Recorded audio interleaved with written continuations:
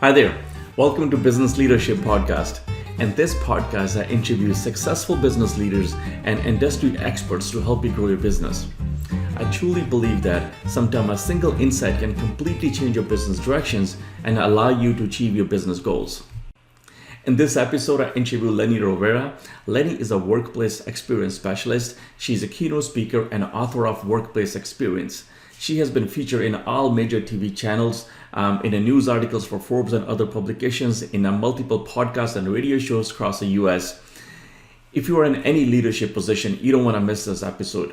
There's been so much written on a customer's experience, but there hasn't been much publication on a staff workplace experience. And we had a discussion on how workplace changed during this pandemic, among many other items. How workplace and staff experience impact your customer's experience, your business growth, and your profit. And Leni outlined how workplace experience can impact productivity and the staff well-being during this pandemic or after. She also provides strategic approach to how business leaders can improve workplace experience, whether staff is working from home or remotely. Before we go, if you like or don't like this content, please don't forget to send us your feedback and subscribe to this channel. Until next time, enjoy. Hi guys, welcome to Business Leadership Podcast. Today my guest is Leni Rivera. You are author, speakers, and a thought leader, and you've been coaching a lot of business leaders and on a workplace experience. And I checked out your website. You've been guest speaker on all TV and radio networks. You've been working on this topic for a long time, and I'm very interested. Talking about this topic we have in front of us today is, I think, so important with the time what we're going through right now. And your book speaks about that. Your book's name, I want to mention that before. It's a workplace experience. Yes. So welcome to the show. Thank you so much for time today. Thank you so much for having me, Gurmeet. It's a pleasure to be here. So I appreciate the opportunity. Thank you. In this category, I didn't see a lot of books in this category, workplace experience. Yes. Did you specifically write for this category, or is that just happens to that way? It was deliberate. It is the first book written on workplace experience. And as of now, from what I understand, it's still the only one out there that specifically talks about workplace experience. And part of the reason why you see a lot of me now is because workplace experience is so important in today's environment, but it is also a very new industry.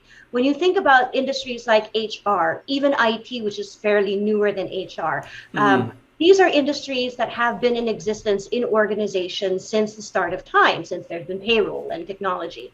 Workplace experience encompasses everything you see in a workplace, but has not been given its importance into its own industry, even though it's grown in significance. So for example, back in the day, your water cooler, your maybe if you had a coffee room, your break room, the facility management, the safety and security you feel in your office, the cleanliness, all these kinds of small things built up to now, because the experience of an employee is so important, facets come in. Do I put in a game room? Do I put in rooms where people can pray, or people can be comforted if they have neurodiversity concerns? Now people are thinking about what to put it in a workplace to create an experience. And so who then leads that? Is it HR who leads that? Is it the finance department? Is it IT who leads that? So unless you have an industry that puts all these important facets together, you can't really have an environment in a workplace that allows employees to thrive. So that's why workplace experience is important. It's specific, but it's also new. It's only been around in the last decade. And that's why it's the first book that's out there. And that's why I'm raising a flag and saying, guys, this is an important aspect. And then the pandemic hit. And the one thing that it changed was workplace. Workplaces changed. And so now it's much more relevant. So if you can help our audience a little bit understand, what do you mean when you say workplace experience? If you can simply or define that, what do you mean by, is it I'll leave it up to you to define that. What do you think of workplace experience when it comes to the mind? Thanks. So workplace experience is really pretty much what it says. It is the experience that a worker has in their workplace. So when you talk about an experience, that is, it's the physical workplace that I'm talking about. It's not the policies, procedures, benefits, programs that lives in HR. That's employee experience. Employee experience is the journey that an employee has in the company from the time of onboarding all the way until the time that they leave, their training and all of that. That lives with HR. That's the employee experience. Okay. It's the intangible, the not things that you can touch. I see. Workplace experience is everything that you touch, feel, see, hear, taste, even everything that you experience with your physical senses that allows you to thrive. So things that you may not even think about, like if you've ever worked in a room that is painted in red paint, you'll realize that gives you agitation. You can't. The understanding that you need to be with windows, bright lights, you need to have the proper lighting, you need to have greenery, you need to have ergonomic settings, you need to have environments where people can gather and be put together so that you can talk. It's not just about, okay, just gather wherever you want. No, it's allowing that conducive behavior. It's all of those aspects together. And I'll throw in COVID safety, making sure you have COVID safety protocols in a workplace.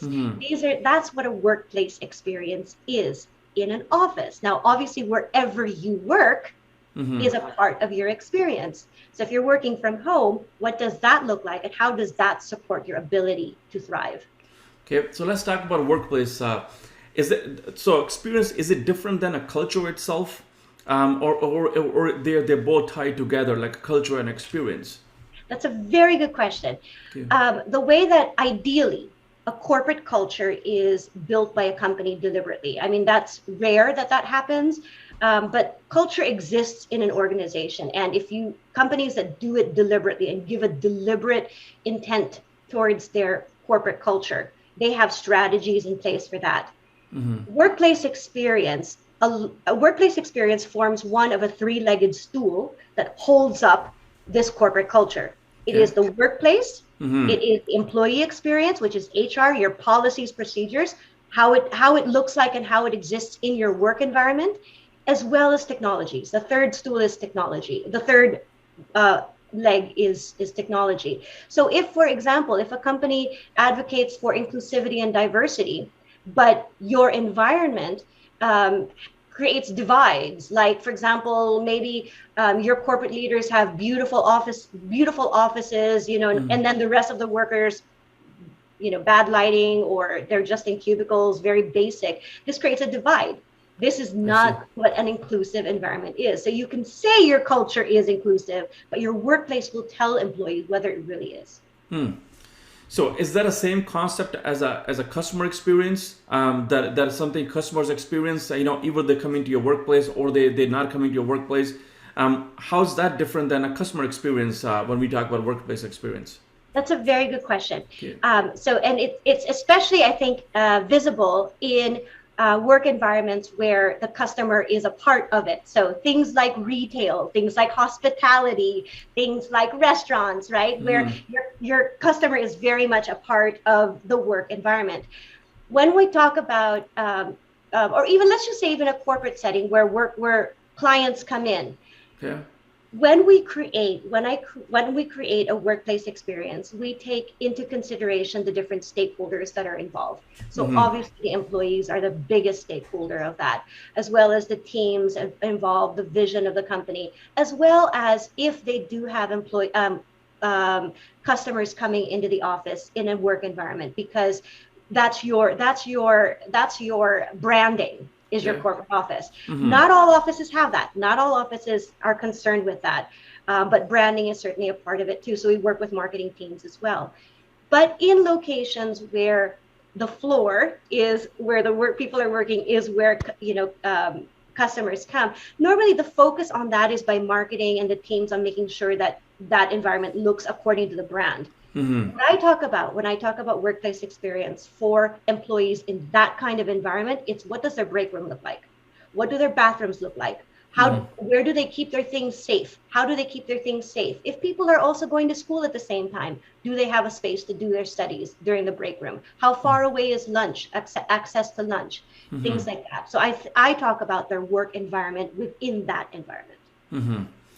Did this workplace experience become more critical over the last few years where we were before?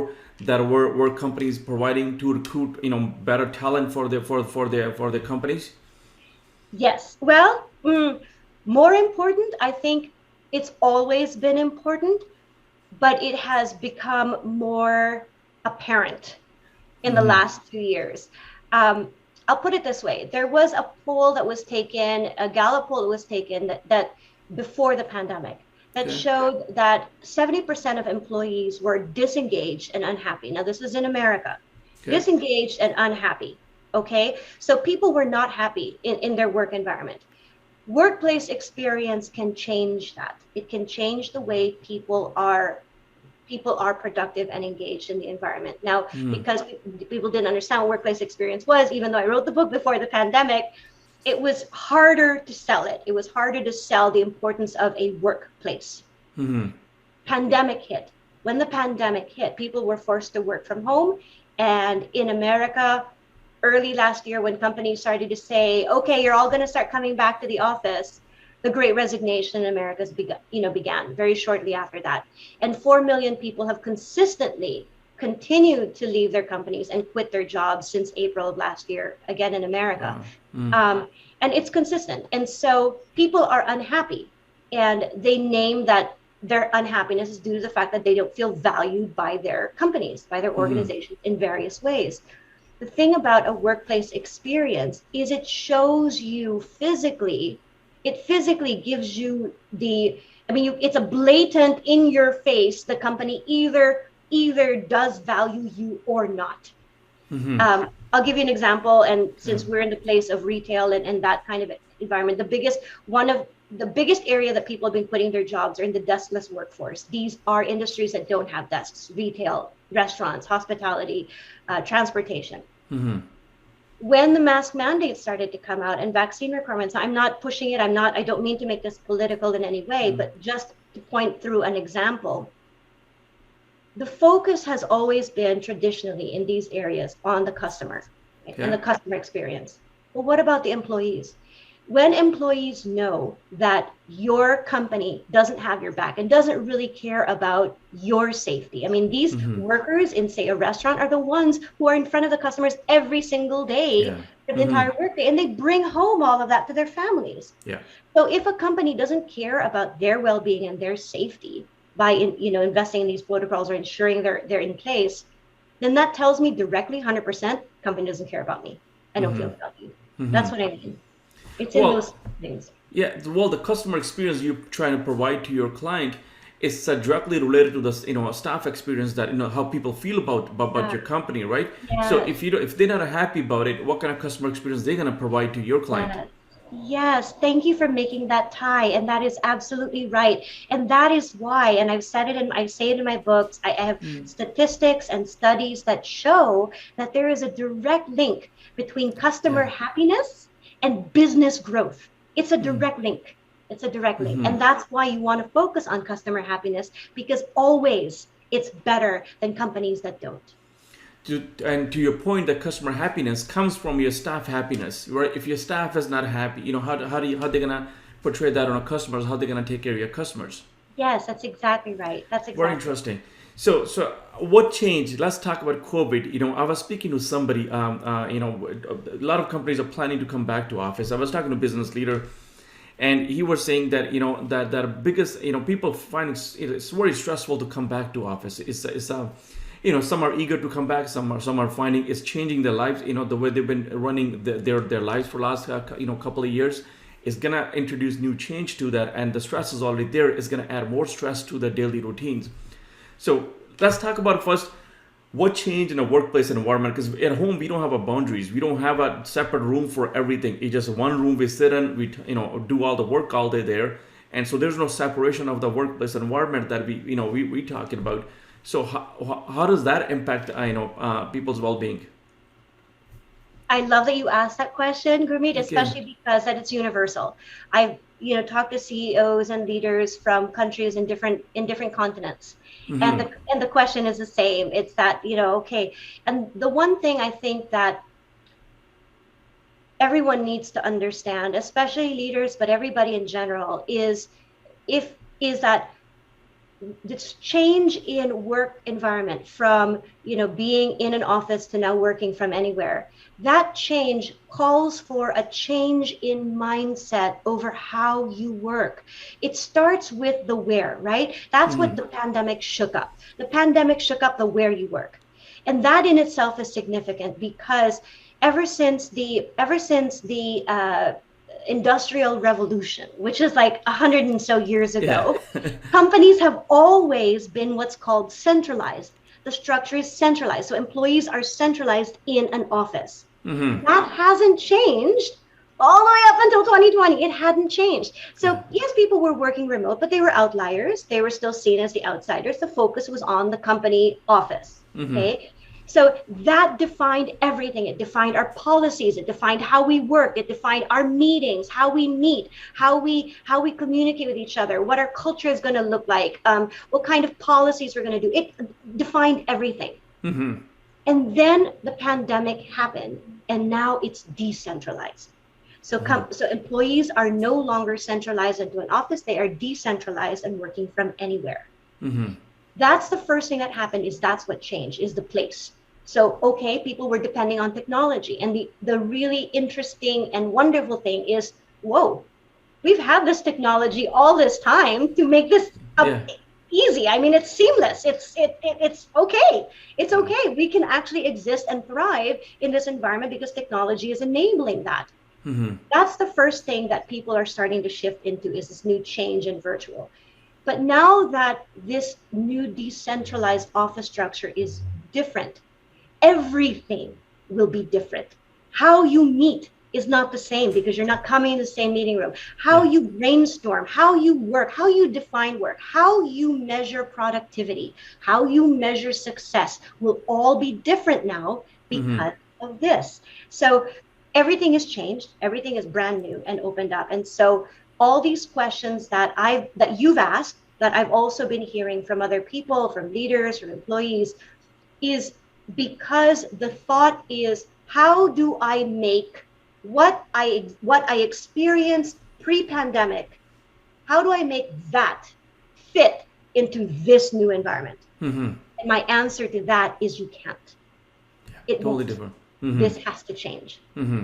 But even though we decentralize the work environment, but would you agree that our customers got a lot more focus, even though no matter where we are right now, working from homes or working from any remote location, but we haven't taken focus off the customers yet, right? So we'll still provide the same service, even better service actually than before. So customers gain a little bit more focus than before, where we took a focus off the office.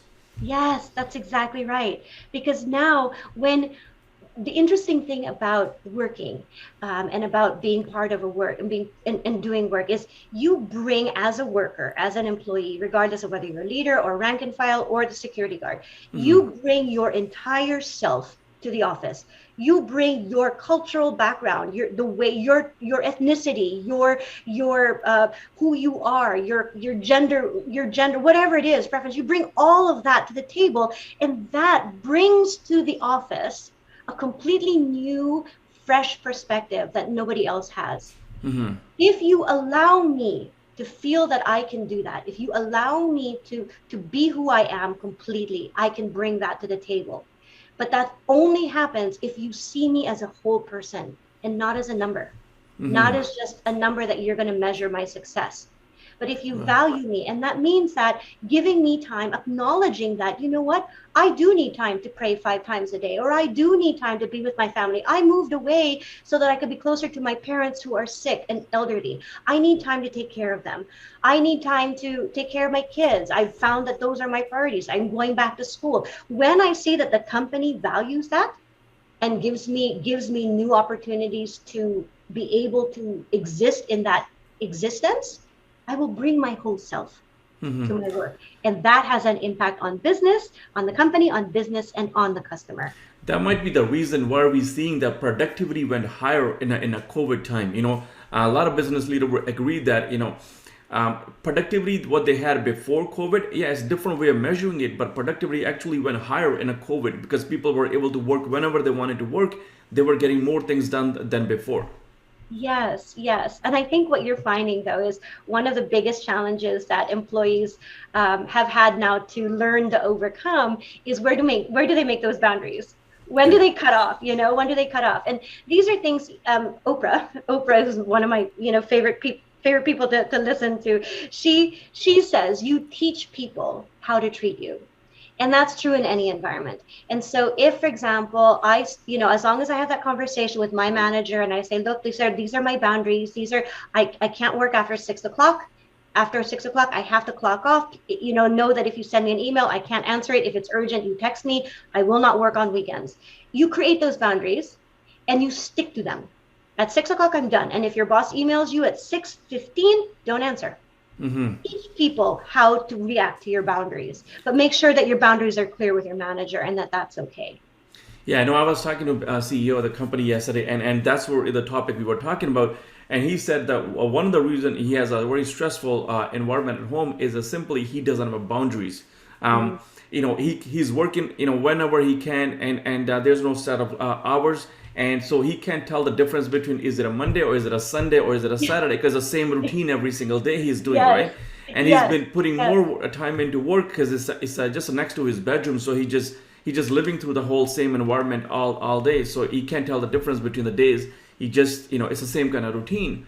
Yes. And that's what's creating stress for him because he wants to separation, drive to office, sit in a car, have a separation from a work and from a home as well. Yes, and that makes sense. That makes sense. I think that was the thing that people were missing the most is that drive time.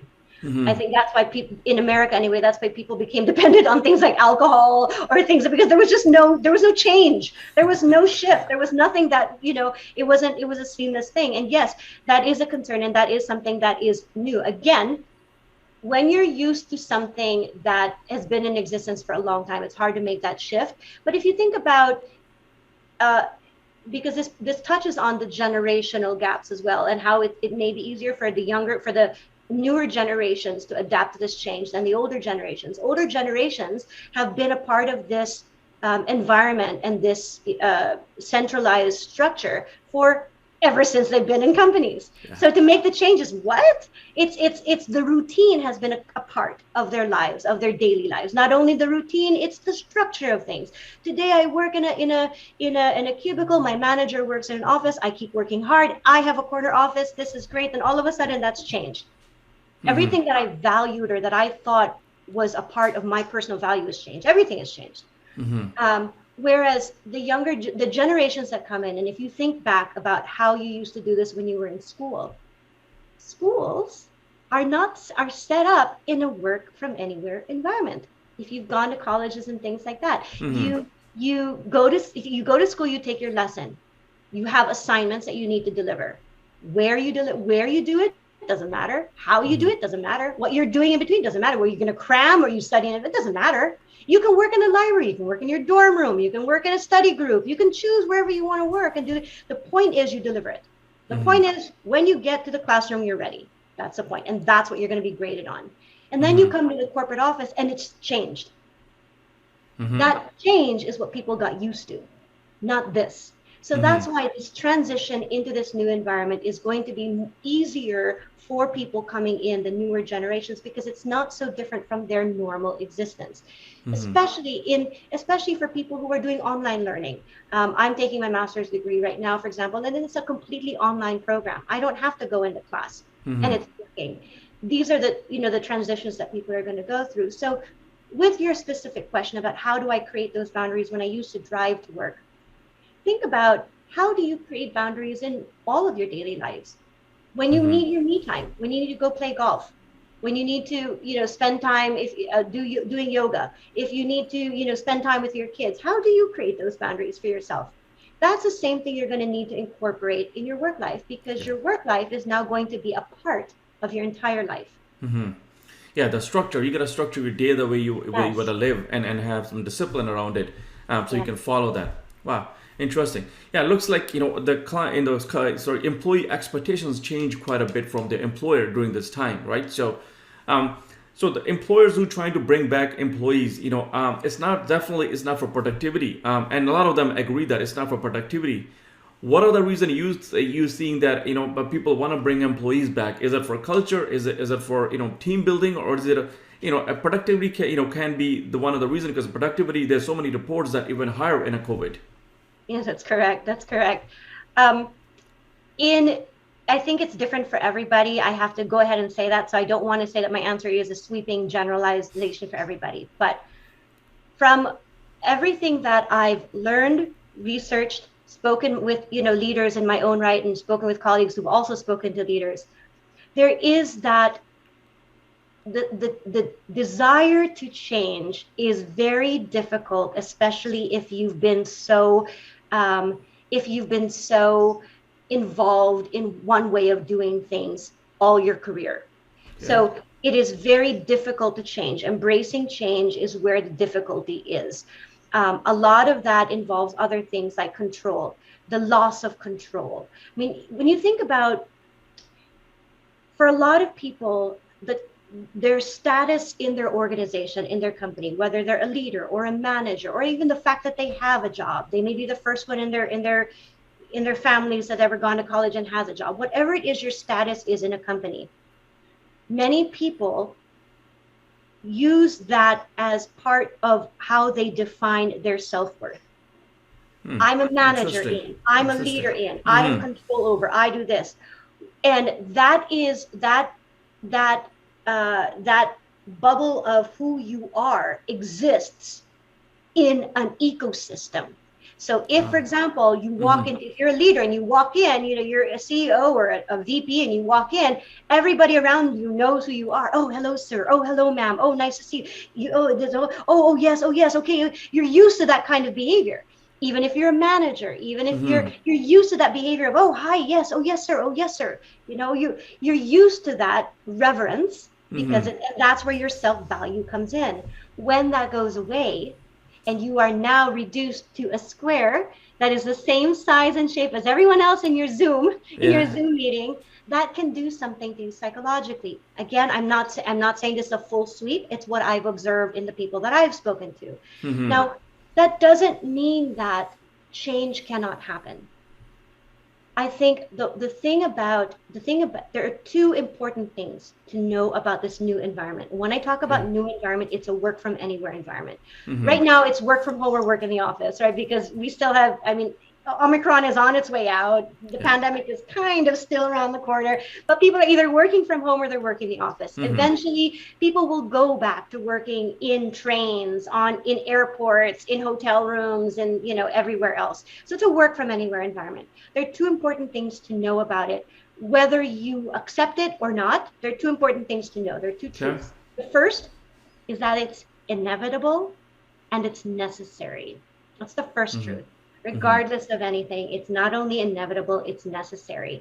And there are three things that I'll say about that. The thing is, the reason why that's true, okay, is the first is look at technology. Technology today has already enabled us to work and thrive in this work from anywhere environment. That's today. The CES, the Consumer Electronics Show that just happened in America, that shows all the new technology products, a lot of the products focused on how to enable people in this new work from anywhere environment. And the technologies are amazing. They're incredible. And technology goes fast. Technology grows fast. As technology continues to grow in that area, it's going to continue to enable people in ways that we've never even known today. When this happens, as this continues to happen, if you don't shift into a work from anywhere environment, your employees are going to start to ask, well, why? Why do I have to work here? Why? When they start asking why, that question is going to become bigger and bigger and bigger. Why do I have to come to the office when I can work from home? Why? I'm sick today. You know what? I'm feeling better, but I don't want to come to the office, and that's going to become it's the why. Why do I have to come in the office? It's going to become big, so big that it will be the determining factor of whether I will stay in the company or move on. Okay, that's the first. The second is there's a focus now on mental health. There's a huge now focus on mental health, which is fantastic. I'm watching the Olympics, the Winter Olympics right now, and there was a skier. She's an American skier, and she fubbed on two of her. She is a well-known, multiply awarded skier, and yet she fubbed on two of her runs, and she's no longer in the running for that event. Mm. And that's the same as the gymnastics that happened in the Summer Olympics, where Simone Biles also had mental health. So there's a lot of focus now on mental health and mental well-being. The CEO that you mentioned, oh my God, I'm working too much, I need space for mental health. There's so much focus on that. Because there's focus on that, you now can't unfocus. You can't unknow that. So you're going to need to allow employees to have space for mental health. That's the other reason. The third one is companies now in this new remote work environment have the opportunity to hire from anywhere. That's an amazing opportunity that companies are going to eventually start to see the benefits of, because studies have already shown before, and they continue to show that companies that have higher diversity in terms of their workforce and leadership outperform companies that don't, always. Wow. Very interesting. That opens up so many opportunities for companies. If a staff is working remotely, does it really matter that it's in the same state or same province or same city? It could be any part of the world, and then you can assemble your team with the different. Now you can focus on a skill set or talent based on, instead of a geographical area where the people are sitting. Can you imagine the perspectives of that? I mean, and it's not even just diversity in terms of where people are living and their ethnical backgrounds and all of that. It's also the differently abled. Can you imagine the perspective if you're creating a software, creating an object, a pen, for example? How are you going to develop a pen? Imagine if somebody who is visibly impaired. What are they going to do with the pen? How does that impact their lives? Or people who are differently abled and they write with their feet. How can you create something new? When you bring in new perspectives, it changes the way that you can provide services and products to your customers. Yeah, it opens up a lot of opportunities, and for us to reinvent new product or innovation that comes from those ideas. But how do you handle those areas where you used to focus so much on that team spirit, building that the culture of our communication in between people and connecting people together, so they stay on the same page and they work with each other. How do you create that environment when you have this kind of decentralized environment, Leni? I love that question. I love that, and it touches on the question of culture. Can culture exist? Can culture exist in this virtual environment? How do people interact? So I'm going to answer that in two parts. The first part I'm going to answer is where, again, the generational divide comes in, and the generational divide has never been a topic of conversation as much as it is now. And the one factor that divides it is technology. It's how closely related and how impacted are you by technology, and how does that integrate in your life? That is sort of where the divide is. So I'm the Gen Xer, so I'm in my 40s, and so I grew up interacting. I would go biking with my friends in the neighborhood. Even until now, you gather people together for dinner, you gather friends together. That's how that is. My brother would choose his favorite, sporting teams based on proximity, their city, their school, that kind of thing, right? And then technology came, and now we're embracing it. Okay, cool. But the lens that we see life is still through this in-person connection, because it's what our existence has been about. The generation that has grown up with technology, on the other hand, have grown up speaking to their grandparents, their family members in different countries, in different cities, even across the street, through a virtual experience, through a cell phone.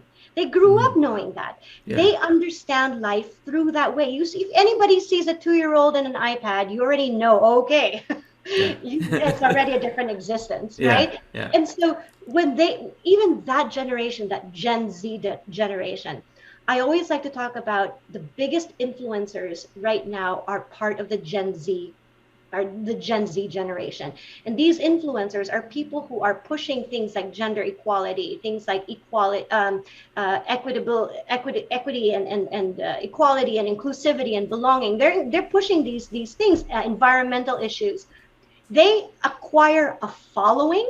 They lead their following. They bring their message to their platform. They are public speakers. They are paid speakers. They are authors. They are CEOs of companies. And that entire organization is virtual.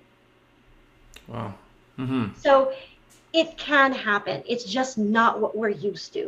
Mm-hmm. So I've written an article on, if you really want to get ahead in this new virtual environment, talk to the Gen Zers because they'll help you through it. They'll help you figure out how to do it. Now, that's the one aspect is that. Let's talk about, because you can't, that's not going to land on a lot of people, especially people my age or older. It's like, oh, I don't want to rely on them. What do I do now? So let's break this down. When you talk about culture and a company culture, again, we're used to seeing that in the environment. And the question has been that I get asked is, how do you build an environment? How does culture exist if it's not in person? Okay. Let's talk about what culture is. Culture is the beliefs and behaviors that exist between the relationships of the manager and the worker, and between the company and their customer. So it's the beliefs and behaviors, right, that exist in these relationships. Okay. So it's the belief that's if it's how workers and how those relationships are. Cultures that are good cultures rely on three things. The first is trust. Relationships need to have trust. Again, think about company and customer, and think about employee and manager. Okay. Is there truth in what they say? Is there truth? Is there accountability? Is it true? Is it accountable? Is it authentic? Is there humility for an employee? Does my manager have my back? Does the company have my back? Even the customer. If this goes wrong, does the company have my back? If it goes wrong. Okay, so trust is number one. The second is, especially for employees, the feeling that they matter.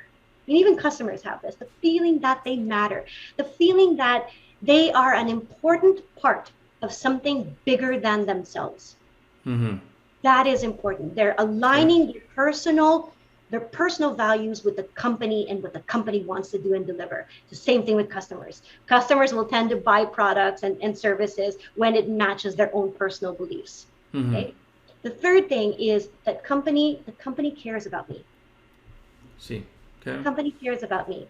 Does it care about my work-life balance? Does it care about, how I do things, that I need time off, that, and it's the same thing in the customer experience. Now, all these things that are founded, that these three things that are anchored in what's called culture can exist virtually. It can exist virtually. Now, having said that, so culture can exist virtually, and I can personally be a testimony to that. I started I worked for a company in 2020, joined early 2020, decided to start my own company and left them in 2021. So one full year, it was entirely virtual because that was during the pandemic. In that year, it was very clear to me what the company culture was, and it wasn't what they said it would. And it was one of the reasons why I left. But I also wanted to start my own company anyway. But you could see, because if I say something in a meeting and I give an idea in a meeting, what will my manager do with that? Are they going to really take that and move forward with that? Are they going to take that and use it as their own idea? Are they even going to say, no, I don't want to have anything to do with that, and I'm cut off?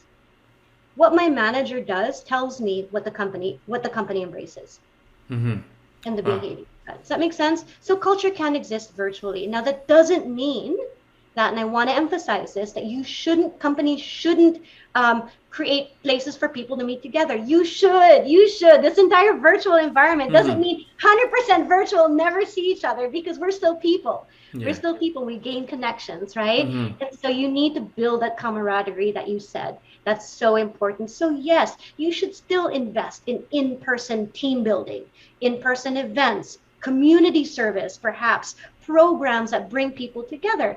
And this could be something that's planned, right? So it's easier, or it can be something that is organized by the employees themselves. So it's still important, but it's not what will drive your culture. I see. Very interesting.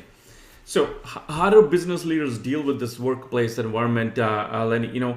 People at home, they have a different environment. In office is a different environment. Are they expecting the same kind of environment? How do the business leaders approach that and provide a similar environment so people don't feel so much, different? Either they're working from home or they're working in an office. So it's a consistent environment no matter where they are. Is that something business leaders have in their mind, that how do I accomplish that? Yes, thank you. Yes. So yes, and because I'm a workplace experience specialist, and my advocacy has always been that you can't leave any employee behind. right? So you can't let any employee feel like they're not part of you. And so you can't create an others, like if you're not, so yes, whatever it is that it starts with your values, right? And what your values are. And I think what you're finding in companies that are successful in this transition, they're successful because they're learning now the importance of leading with empathy. What does that mean, leading with empathy? It means listening to you. It means listening to your employees and listening to them and applying what you're hearing in a fair way, so that you're hearing them and you're hearing what they're saying. Let me give you examples. Okay.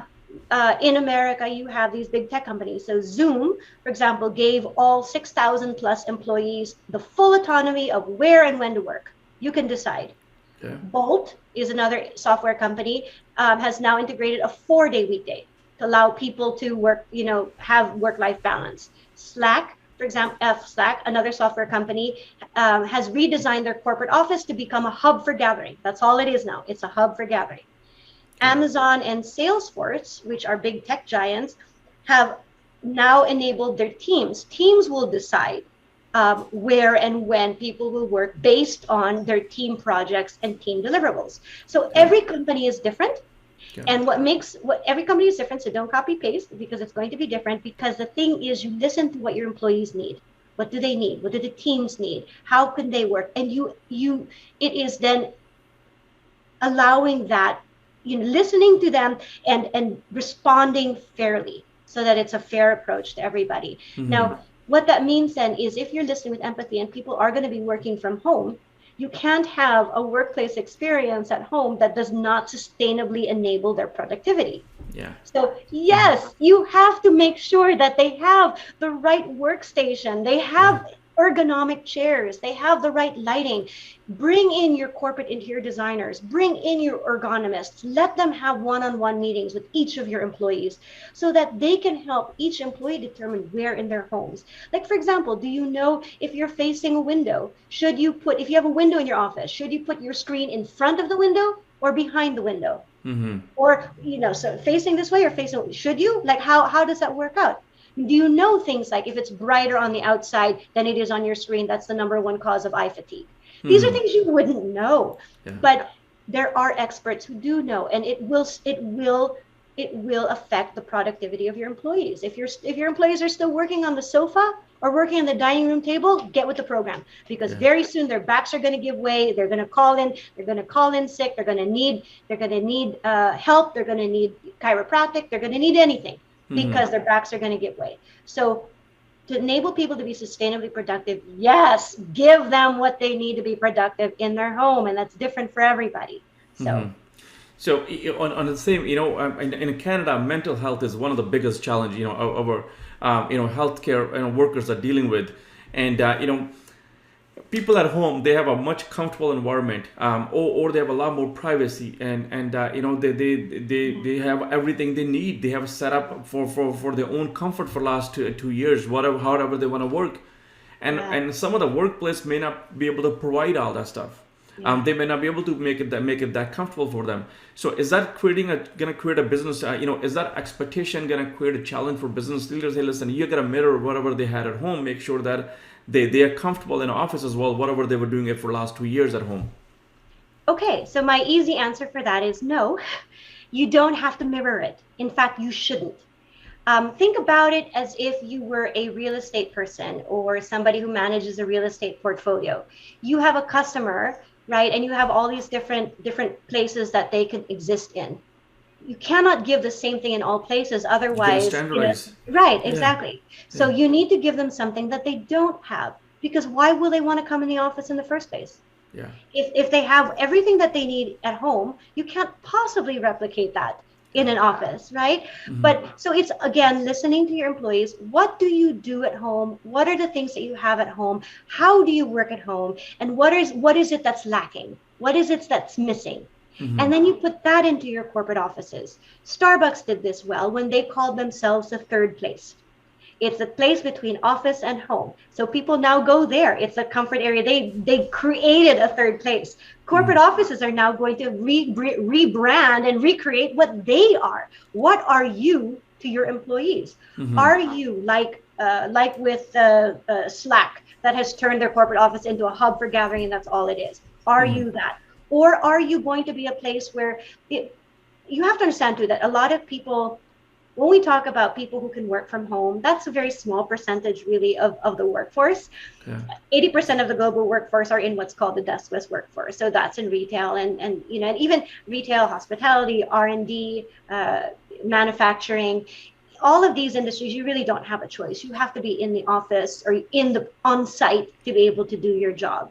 Okay. Now that doesn't mean that you this new transformation or this new way of thinking and leading with empathy doesn't affect them. Of course it does, even more so, because how are you going to now be productive to enable them? If your corporate office has spaces for manufacturing and your other people who can work from home, what are you going to do with this work from home? These are now your main customers. So focus on your main customers who are in the office. What can you do to make sure that they're happy and they're sustainably productive and engaged and have access to places for their mental health? How do you enable that in that workplace? So that's a different question. So again, it depends on what the industry is in your organization. But with your specific question of do you mirror? No, do not. Do not mirror. Do not try to replicate what they have at home. Know what they do at home and know what they need and build what they need and what is lacking in their environment, in your corporate office. Interesting. So let's talk about employees themselves, the teams. What can they do if you have a few items that they can consider to help each other out to get through this stressful environment and get comfortable wherever they're working remotely or on site? What can they do how can they help each other to get through this stressful environment and get comfortable wherever they're working at? Love it. Thank you. I've never heard that question, and I appreciate that, because you're right. We're all in this together, right? We all in together. We're all yes. shifting in this together. I love it. So I appreciate that a lot. Yeah. I think the first and foremost, is respect. Respect each other. Respect each other. Know that you don't know what people are going through. You don't know. I mean, I think we all kind of know that, people who have been affected by COVID or by other diseases, don't judge them, oh, you're wearing a mask. I don't believe in wearing a mask. And, for example, or you don't, or you're not getting a vaccine. How can you not get a vaccine? What if that person is immunocompromised and they won't tell you? That happens. That happens. What if they have children or family members who are immunocompromised? They won't tell you. So it's respect it. Respect people's boundaries. If they say, I can't work after 6, respect it.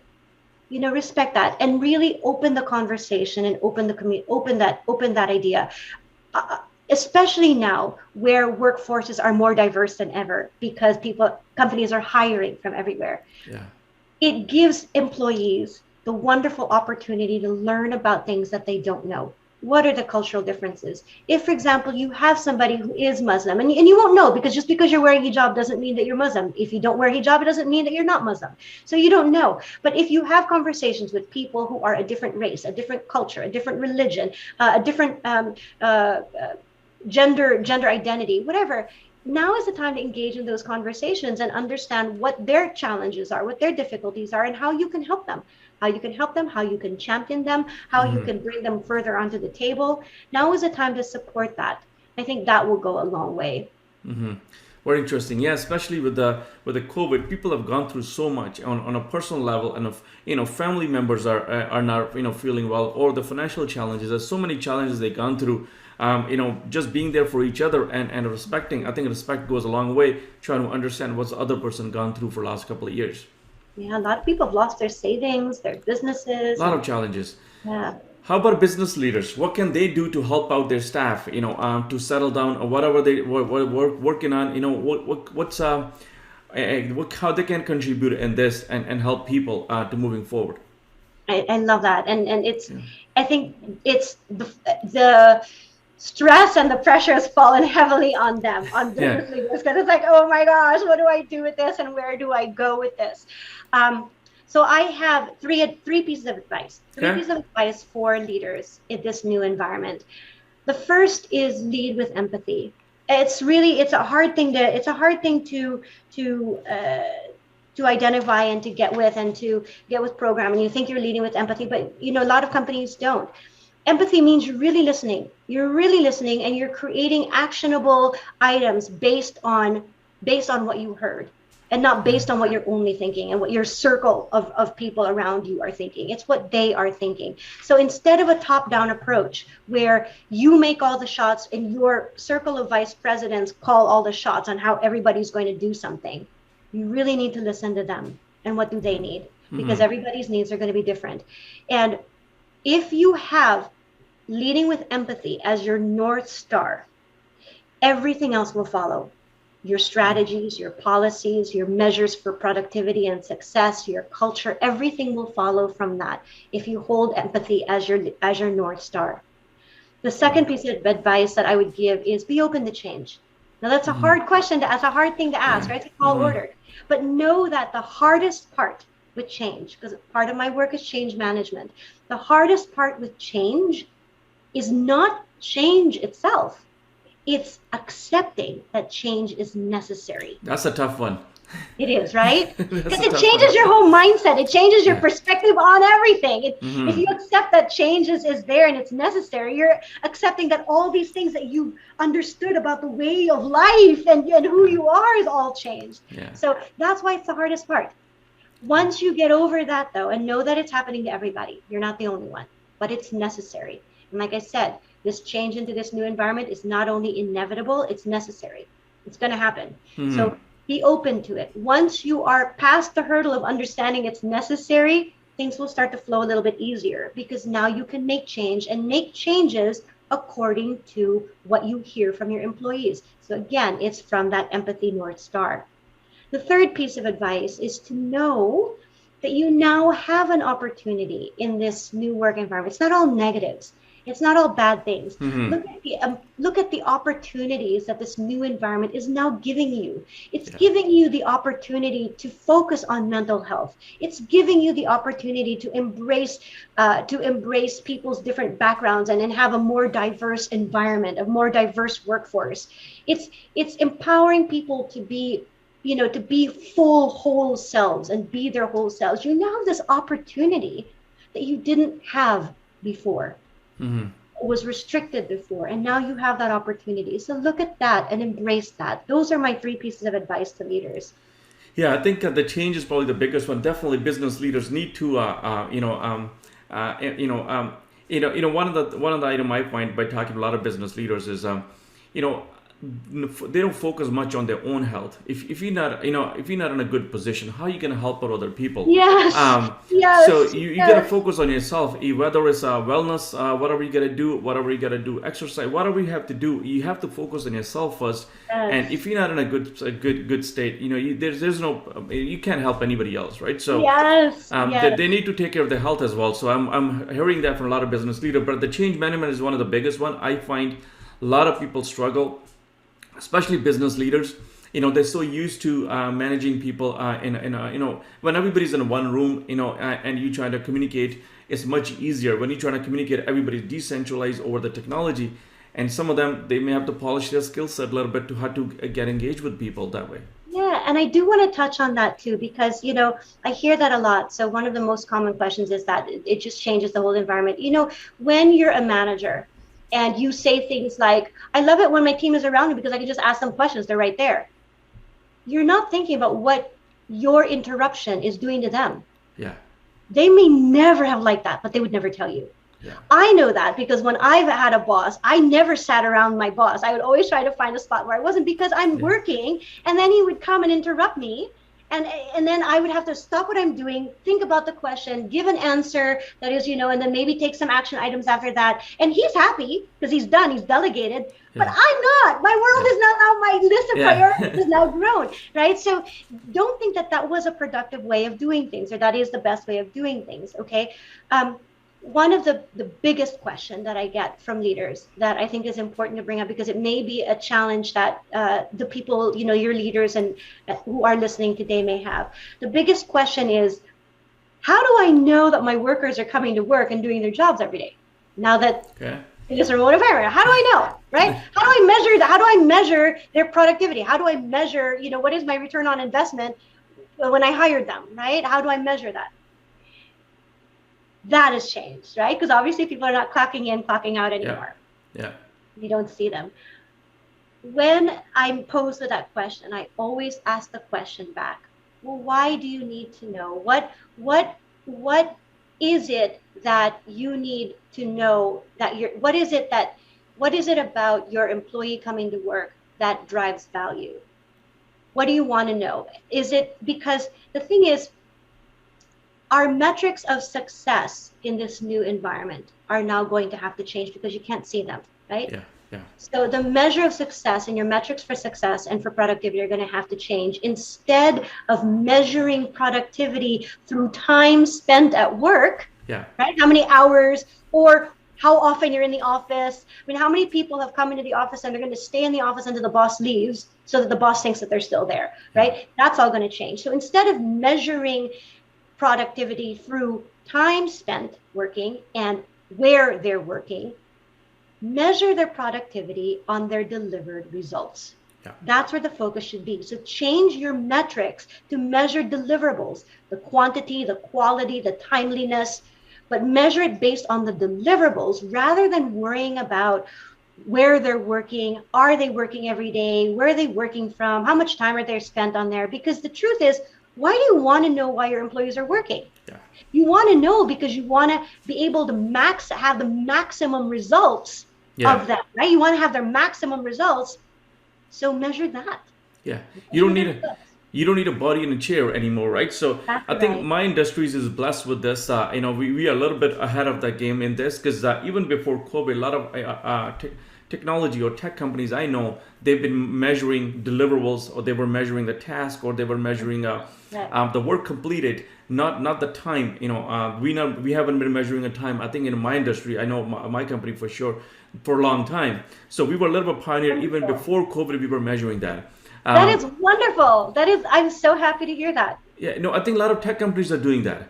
But I know a lot of other companies, they're still measuring the time. They still want to have somebody sitting in a chair 8 o'clock in the morning and they be there till 5 o'clock.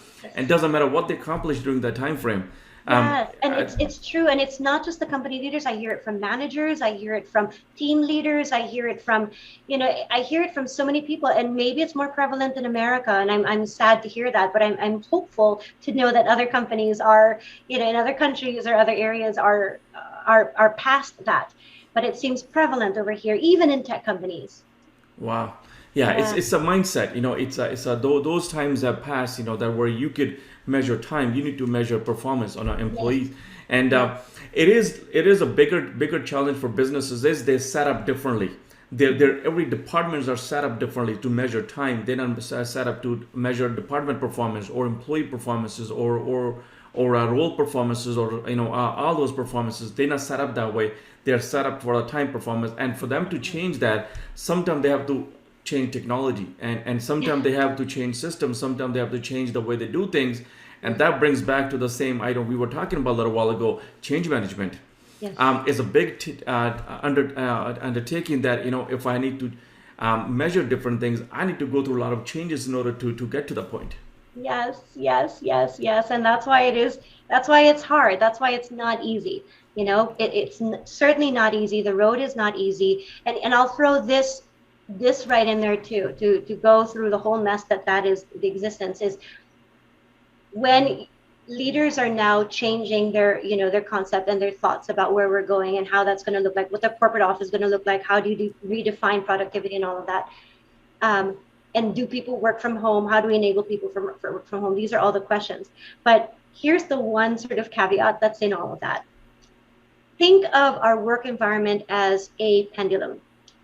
Before COVID, for the last 100 years, Yeah. employees were all on the left side of that spectrum, right? Mm. Everybody was working from home. Everybody was working in the office. That was our existence. That was Yeah. our how we related to work, right? Okay. COVID hit in an instant, within a day, we're on this side. We're on the complete opposite side. And we Yeah. stayed there for 2 years, Yeah. right? Yeah. So now you have to understand that when people are talking about, should I come back to the office? If I give out surveys, do you want to come back? Everybody who's been cooped up, yeah, I want to come back. I've got to come back. I need to see people. I need to be around people. I miss the drive. I miss the this. I have to be away from home. So they're going to start coming back this way. But then you have to realize that pendulum, it has to swing back and forth before it finds equilibrium. Mm-hmm. That will happen in a few years. It's not going to happen this year. It's not going to happen next year. It's going to happen eventually. Mm-hmm. What that means is people are rushing to get back because they're excited to come back. And then they realize, I kind of missed that. That was better. That was better. Yeah, and then they come back again. And technology, remember, is the one influencing factor. Technology is going to be greater and greater in terms of empowering people and change management and shifting into this new environment. They're going to have all those new, programs and software. So that's going to enable it. So this finding the equilibrium is not in the near future. It's some years from now. So understanding that is another thing that will drive more stress, but knowing that is a factor is important. So when you make your strategies about your corporate office, and when you make strategies about your real estate portfolio and how to enable this work from home and policies, keep in mind that it's a journey. It's a marathon. It's not a sprint. This is a journey. It's not going to be, okay, we're changing it from point A to point B and we're holding fast on point B. Yeah. And, I tell my clients, when 2 years you were locked down at homes, this technology company, software development company, they were not sleeping. They were working extra hard to develop more products for you. So technology has matured so much during this period, even this on a faster speed than they were doing before. So, they're going to enable it. But where I see the shift, which is to the point, you mentioned that with the pendulum is going to swing. I posted 4 positions we were hiring over the last a month and a half. And every interview we had, the main question was asked by prospect was, the first thing was, is it a remote position or is it an in-office position? And a lot of people didn't want to take a position where the expectation was it could be an office position in a down the road. They wanted to stay remote. So I saw that, so I can include that in our application now. That would you be open to coming to office, or is it only looking for remote? Just give us an option. How do you want to work? So, but that was the main question I was asked. Every time I ask a candidate, hey, any question he had, the first was, hey, is it a remote position or is it going to have to be in office?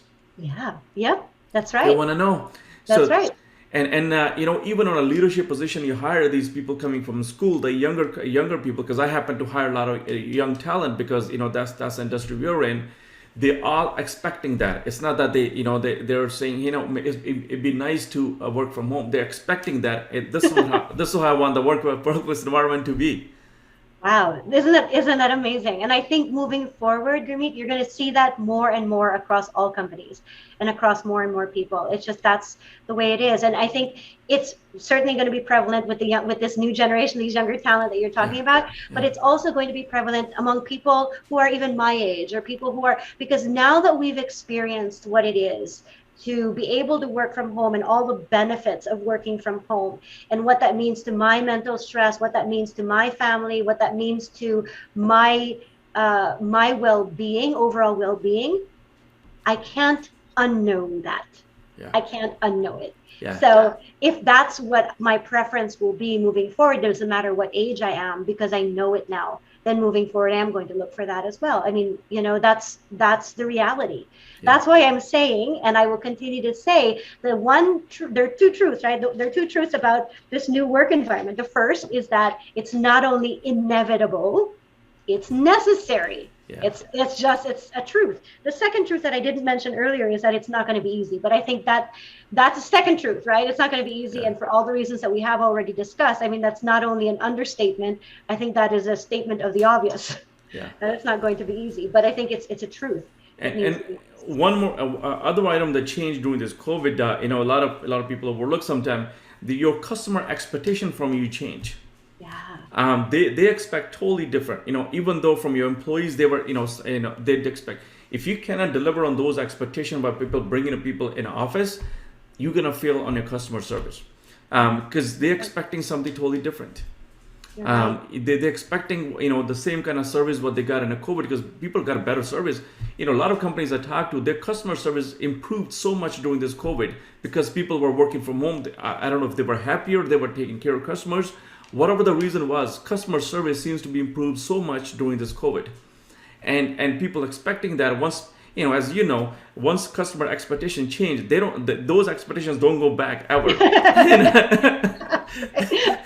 They're never going back on the expectations, right? So once those change, you gotta meet those expectations. So if bringing people in office gonna lower those expectations, you're gonna have consequences. That's right. That is absolutely right. That is absolutely right. So it's across the board. Yeah. It's across the board. It's the employees. It's better for employees, better for leaders, better for communities, and better for customers. This new work environment. So as hard as it is to embrace it, you might as well. Interesting. So I want to talk a little bit about your journey. So how did you get involved in a workplace experience? If you talk about a little bit journey. I know, right? It's a crazy story actually. And the thing is, because workplace experience is such a new industry, it's not like you can go to school to learn it. And everybody who works in the workplace industry, they all come from different backgrounds. Some come from facility management, corporate real estate, that kind of thing. My background, my what I studied in my undergraduate degree and what my career was for the first 10 years was I was a professional actor. And so what I like about the thing about being a professional actor is you're really honed into human behavior. They teach you, and I'm also now taking my master's degree in organizational psychology. So that's the science aspect of human behavior. And the difference is in acting training, they teach you how to understand human behavior in such a deep way so that you can embrace it as your own and live it as your own. So it's a little bit, that's why people are crazy. That's why I'm crazy anyway, because you have that side of it. Whereas psychologists understand human behavior from a distance so that you can observe it and analyze it and diagnose it. So it's a little bit different. But it was that understanding and desire to understand how people behave and behavior is really what's been the guiding force to all of this. After that, I went into interior design, studied interior design, and the thing about interior design is you're building environments based on people's behaviors. So your home, your meet will look different than my home because it's based on our personalities and personalities of our families, right? So building environments based on behavior was critical. And so I went into interior design, and then I ran an interior design company in Abu Dhabi. I set it up and I ran it, and then I was running the same thing in Dubai, in Qatar. And then I was asked by a company to leave interior design, leave that world, leave it running because it was doing well, and then be the general manager of a real estate development company. So in Dubai. So I was in real estate development in Dubai. So now the structures are bigger, and it's an ecosystem of people dwelling, and how does that environment affect behavior, and how does behavior affect that? It was after that I moved to the Philippines. And I worked in the Philippines in a huge pharmaceutical company for 7 years. And that's where I developed workplace experience. I began with 5 business units and I grew it to 13. And it was understanding what the people's needs were and creating a workplace environment that really enabled them to thrive. And that was my first experience of seeing, wow, the impact that an environment had on people. They became happy. They didn't want to leave. They loved it. They loved staying there. They were inviting friends. People were wanting to work in that company because of the environment. People were wanting to come in and take tours. We had to stop that. Business leaders, they used to entertain customers out in hotels or take them out to different restaurants. Now they were inviting them into the corporate office, it was like a corporate facility with different, we had 7 buildings, and we brought that in. So I saw, and our employee engagement surveys went through the roof. Everything went through the roof, and it was all attributed to the workplace experience. When I saw that, I was like, wow, I've got to be able to do this for more people. And that's when I left. I decided to go to the source of where workplace experience operates, and that's here in the Bay Area where all the tech companies are. So I came here to be around that. When I came here, I started to realize that there are a lot of gaps. There are a lot of gaps in the industry. People don't recognize it. They don't understand what it is. They're calling it a Disneyland. They don't understand the effect of happiness in an environment. So I was like, okay, wait a minute. I've got to sing this louder. I've got to vibrate louder. So I wrote the book. I wrote the book on what workplace experience is so people appreciate it. And now that's what I'm doing. That's my advocacy is it's understand what workplace experience is, because it has a superpower you don't even know about that can really impact people's productivity, engagement, and happiness. And happy people equals happier businesses equals happier customers. just always happens that way. And you can provide the competitive advantage that you always look for. Yes. If you look at, if you're in a competitive market, just by, considering that, from our discussion, I can see that you can provide that competitive advantage over others. If you look and compete in the market. Yes. And if you think about it, the biggest expense in all companies, whether it's 70%, 60% of their expense is the employees. It's just their employees. Payroll's the biggest expense. So if that is your biggest expense, you might as well invest in them. Yeah. You might as well invest in them because they're the ones that'll bring you the biggest ROI. Yeah. Wow. Very interesting. So the book was out in 2019. 2019, yeah. Wow. Right before the pandemic. Yeah, I'm waiting for mine. Hopefully I'll get it for next couple of days, but I'm looking forward to going through it. Interesting. Where can people buy the book, and how can they connect with you if a business leader they want to connect with you and have a discussion with you? Awesome. And I would be open to that. I get a lot of CEOs and people calling me just for advice or calling me for what do I do for directional advice, and that's perfectly fine too. I do advisory, do a lot of advisory. I also do consulting work if you want me to be there in the middle. I do that on my own as workplace experience. I'm also part of a consortium of other consultants, and we look at transforming organizations through the aspects of workplace, leadership, technology, and HR. HR, because that's really the way that this whole transition is going to go. So please reach out to me. You can find me on LinkedIn. That's the easiest way. I'm Leni Rivera on LinkedIn, or you can visit me on my website, or visit my website. It's www.workplaceexperience.net. That's experience spelled with an X. Yeah. So workplaceexperience.net. And my book, this is what it looks like. This is my book, and you get a copy of. You can get this on Amazon. It's available on Amazon. Yeah, I'm going to include all those links below the video as well, so people can just click about it and go there. Before we go, any message you want to leave for business leaders or for employees? As we're going through this transition of either people coming back or they're going to work remotely. Whatever's going to happen over the next few months. Any word of advice for leaders or for employees? Okay, I love it. This is what I'm going to leave. I think what I'd like to leave is the pandemic has driven so many things that are negative with all of us, right? In terms of what has happened to us, the disease, the change, the shifting, all of that. But the one thing that it has brought to the fore more than any other time, I think, in history is humanity. It's humanity. Know that we are human. In companies, workers are no longer numbers. You're humans. Yeah. In corporate leaders, you're no longer just leaders. You make mistakes. You're all navigating this new territory at the same time. Nobody's ever done this before. Nobody's ever come out of this pandemic before with all these things that are going on. Mm-hmm. You are human.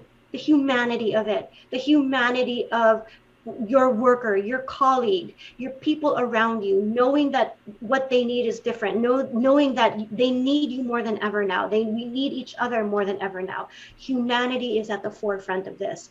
And I think that above all is what makes all of this worth it. Wow, love it. Very interesting.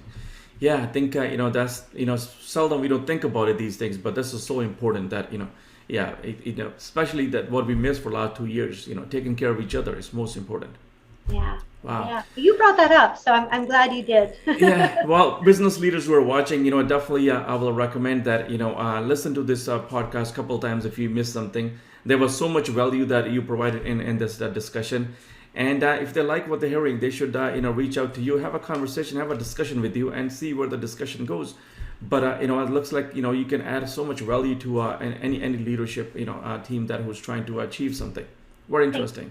Thank you. Well, I want to appreciate your time. Thank you so much. Well, I learned so much from you, and I enjoy our discussion. It was one of those discussions that where you learn so much that you just it takes a little bit of time to absorb all those points. Thank you. I learned a lot from you too, and so I appreciate you. Right. Thank you so much for time, Leni. Thank you, Gurmeet. Thank you. Have a good one. Bye-bye. Hi there. Thank you so much for investing time with us and watching this video. Hope you enjoyed this discussion. For next episode, please don't forget to subscribe to this channel and send your feedback. Until next time, have yourself a great day. We'll talk soon. Bye-bye.